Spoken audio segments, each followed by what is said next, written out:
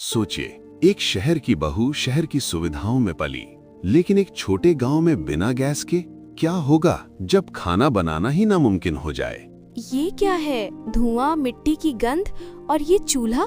मैं इसे कैसे बना सकती हूँ? मुझसे ये सब नहीं होगा।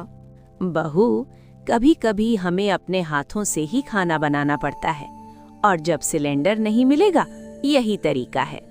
उत्तर प्रदेश के एक छोटे से गांव में मिट्टी का एक पुराना घर था, जिसके आंगन में तुलसी का चौरा था।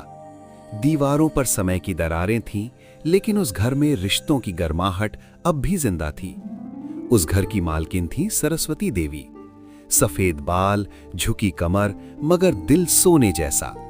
उनका इकलौता बेटा राकेश शहर में नौकरी करता था, और एक दिन उसी घर में आई शहर की नई बहू नेहा।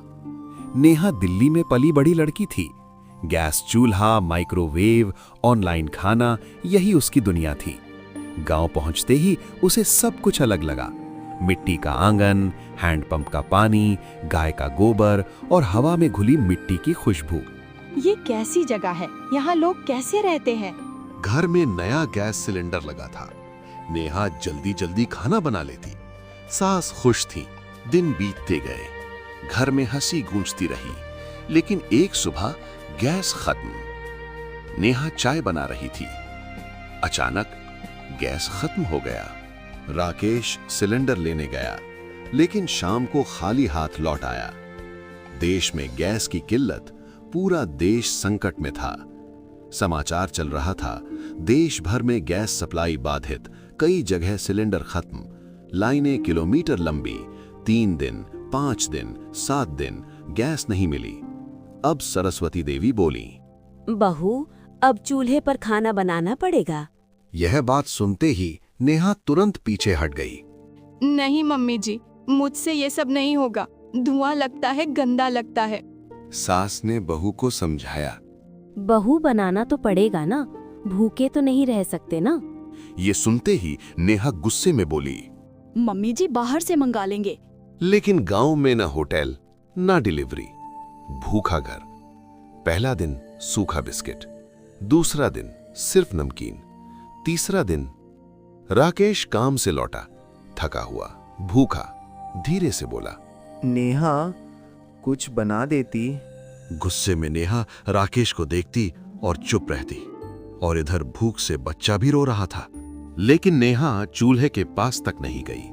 उसे धुआं, मेहनत, गोबर सबसे घिनाती थी। घर में सन्नाटा था, भूख का सन्नाटा, बूढ़ी सास की जंग।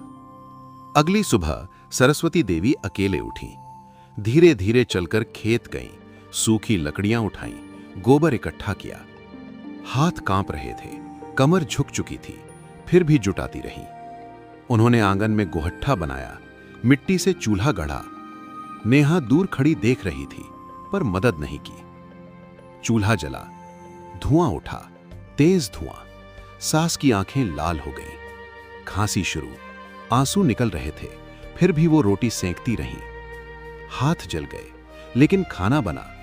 सास ने थाली सजाई, पहले बेटे को दी, फिर बच्चे को, फिर बहू के सामने रखी। बहू, खाना खा लो। नेहा ने देखा, सास की आंखें लाल, चेहरा काला पड़ गया धुएं से, हाथ जले हुए, लेकिन उसने कुछ नहीं कहा, बस चुपचाप खा लिया। उस रात सास को बहुत खांसी हुई। नेहा ने सुना, पर सोती रही। अगले दिन सरस्वती देवी गहरी सोच में बैठी हुई थीं।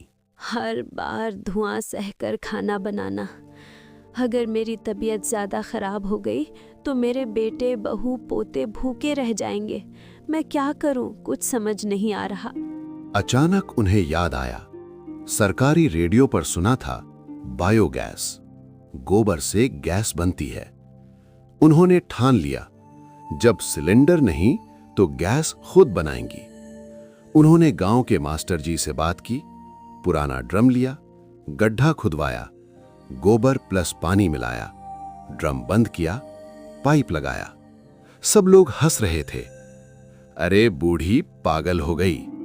लेकिन सास रोज मेहनत करती रहीं। 10 दिन, 15 दिन, 20 दिन। एक सुबह ड्रम से बुलबुले उठे, गैस बनने लगी। उन्होंने पाइप चूल्हे से जोड़ा, माचिस जलाई, नीली लौ जल उठी। गांव दंग रह गया। अब बिना धुएं का चूल्हा, बिना सिलेंडर का खाना, बिना लाइन का समाधान। सास मुस्कुराई, खाना बनाया, पोते बेटे को खिलाया और फिर बहू के सामने खाने की थाली रखी। धीरे से बोली, बहू खा लो, अभी देश में गैस की बहुत किल्लत है। नेहा की आंखें भर आईं। उसे याद आया, भूखा बच्चा, थका पति, खांसती सास, जले हाथ। उसका दिल टूट गया। वो सास के पैरों में गिर गई, रोते हुए बोली, माँ, मुझे माफ कर दीजिए, मैं पढ़ी लिखी होकर भी समझदार नहीं थी। सास ने सिर हिलाते हुए बोला, सीखने में देर लगे तो भी देर नहीं होती बेटा। नेहा पहली बार बोली, आज खाना मैं बनाऊंगी और आप बैठेंगी। अब घर बदल गया। नेहा गांव की बेटियों को सिखाने लगी। धुएं रहित चूल्हा, बायोगैस, साफ रसोई, नई सोच। गांव आत्मनिर्भर बन गया और नेहा समझ गई, सुविधा से जीवन चलता है, लेकिन त्याग से परिवार चलता है। और इस तरह परिवार में फिर से खुशियां लौट आईं। अगर आपको ये कहानी पसंद आई तो वीडियो को लाइक जरूर करें और हमारे चैनल को सब्सक्राइब करें ताकि ऐसी और भी प्रेरणादायक कहानियां आप देख सकें।